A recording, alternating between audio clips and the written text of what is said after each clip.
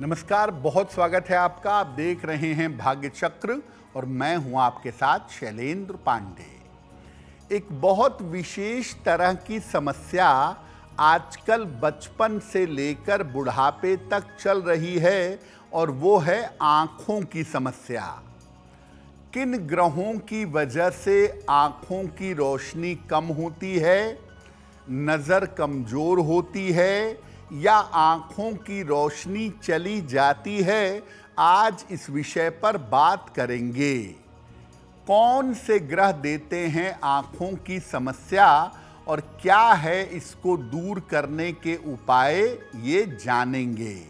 हम आज बात कर रहे हैं आंखों की समस्याओं के बारे में या आंखों के रोग के बारे में। आंखों के रोग का ज्योतिष से और ग्रहों से क्या संबंध है, पहले ये जानते हैं। देखिए, आंखें जो हैं ये मानव जीवन की सबसे अमूल्य निधि हैं। ये व्यक्ति को दुनिया से और लोगों से परिचित करवाते हैं। आंखों का ज्योतिष में दो ग्रहों से सीधा संबंध माना जाता है, जो दो ग्रह जीवन में रोशनी देते हैं, सूर्य और चंद्रमा। इसके अलावा कहीं कहीं पर शुक्र को भी नेत्रों से संबंधित माना जाता है। वास्तव में शुक्र आंखों की लेंस का मालिक है। कुंडली का दूसरा भाव और 12वां भाव ये आंखों का होता है। इसमें भी दूसरा भाव आंखों को ज्यादा गहराई से प्रभावित करता है। कुंडली का दूसरा भाव और सूर्य ये दाहिनी आंख से संबंध रखते हैं।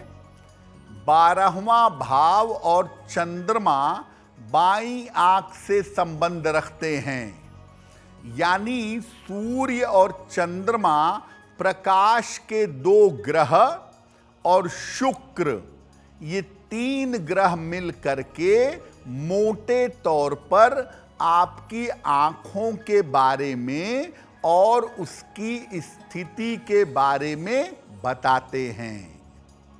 अब ये जानते हैं कि कब किसी व्यक्ति को आंखों की समस्या हो जाती है और अलग अलग तरीके की आंखों की समस्या कैसी होती है। कुंडली के दूसरे या द्वादश, सेकेंड हाउस में या 12th हाउस में अगर पाप ग्रह बैठे हों तो आंखों की समस्या होती है। अगर कुंडली में सूर्य या चंद्रमा कमजोर हों तो ऐसी स्थिति में भी आंखों की समस्या होती है।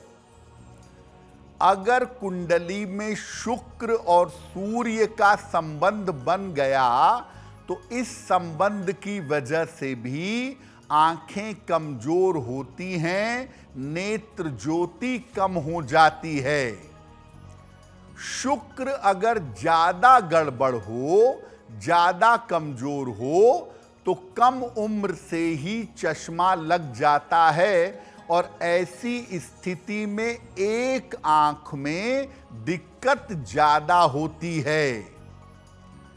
सूर्य अगर खराब है तो ग्लूकोमा होने की संभावना रहती है। यानी सूर्य अगर ज्यादा गड़बड़ हुआ तो आंख की रोशनी जा सकती है। शुक्र अगर खराब है तो एक आंख की रोशनी चली जाती है, क्योंकि शुक्र एक आंख का स्वामी है, इसलिए एक आंख की रोशनी को नष्ट कर देता है। ऐसा देखा गया है कि कभी कभी शनि और मंगल के संबंध से दुर्घटना में आंखें चली जाती हैं, यानी एक्सीडेंट की वजह से या चोट की वजह से आंखों की रोशनी समाप्त हो जाती है।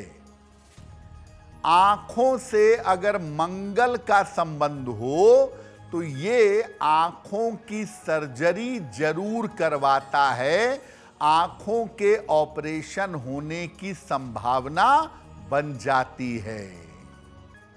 अब ये जानते हैं कि अगर आपकी आंखें कमजोर हैं, अगर आपकी आंखों में समस्या है तो क्या उपाय करने से लाभ हो सकता है।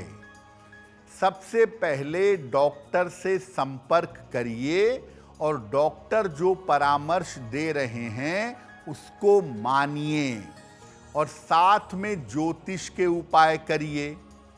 रोज सुबह उगते हुए सूर्य को जल अर्पित करिए।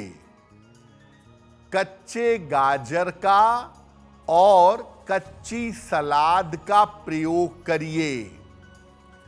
सलाह लेकर एक माणिक्य अगर आप धारण करें तो बहुत बेहतर होगा। नियमित रूप से त्राटक का अभ्यास करें। त्राटक में कुछ दूरी पर दीवार पर या कागज पर एक बिंदु बना देते हैं, उसको लगातार देखते हैं, या दूर एक मोमबत्ती जला देते हैं, उसको लगातार देखते हैं। इसको करने से एकाग्रता बेहतर होती है और नेत्र ज्योति में सुधार आता है। आंखों को ठीक रखना चाहते हैं तो खाली पेट बिल्कुल मत रहिए और अपने दांतों को नाखून से मत काटिए। अगर ये उपाय आप करें तो आपकी नेत्र ज्योति में, आंखों की स्थिति में सुधार होगा। देखिए, नजर का कमजोर हो जाना बड़ी बात नहीं है। सामान्यतः लोगों की नजर कमजोर हो जाती है, दवाई डालकर, चश्मा लगा के लोग अपनी नजर को ठीक रखते हैं। लेकिन बहुत बार ऐसा भी होता है कि आंखें बिल्कुल ठीक हैं लेकिन आंखों से हमेशा पानी गिरता है, आंखें हमेशा डबडबाई रहती हैं। क्या उपाय करें? देखिए, आम तौर पर आंखों के खराब होने से या आंखों में गंदगी चले जाने से आंखों से पानी गिरता है, लेकिन कभी कभी बिना कारण के भी आंखों से पानी गिरने की समस्या होती है।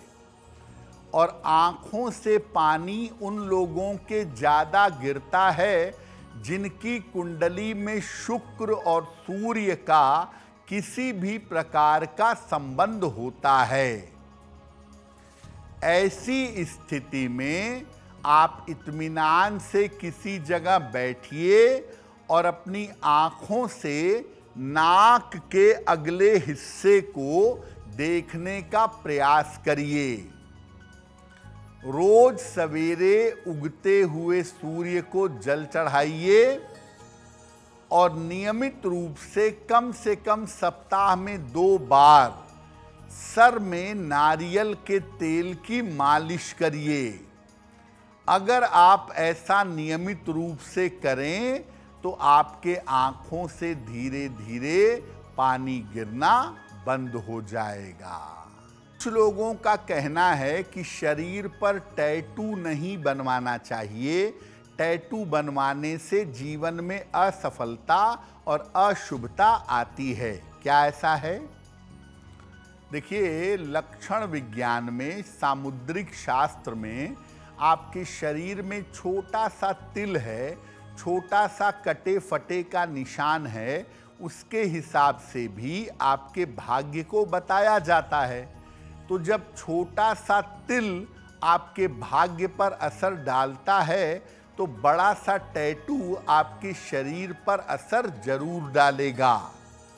इसलिए जहां तक संभव हो शरीर पर टैटू बनवाने का प्रयास मत करिए, परमानेंट टैटू मत बनवाइए। और अगर बनवाना ही है तो हाथ के पिछले हिस्से में या घुटने से लेके पंजों के बीच में टैटू बनवाना उतना नुकसान नहीं करेगा। अगर आप मुझसे जुड़ करके अपनी समस्याओं का समाधान चाहते हैं और चाहते हैं कि आपकी समस्याओं को ज्योतिष के माध्यम से सुलझाया जाए, तो आप हमसे संपर्क कर सकते हैं, जुड़ सकते हैं एस्ट्रो तक पर।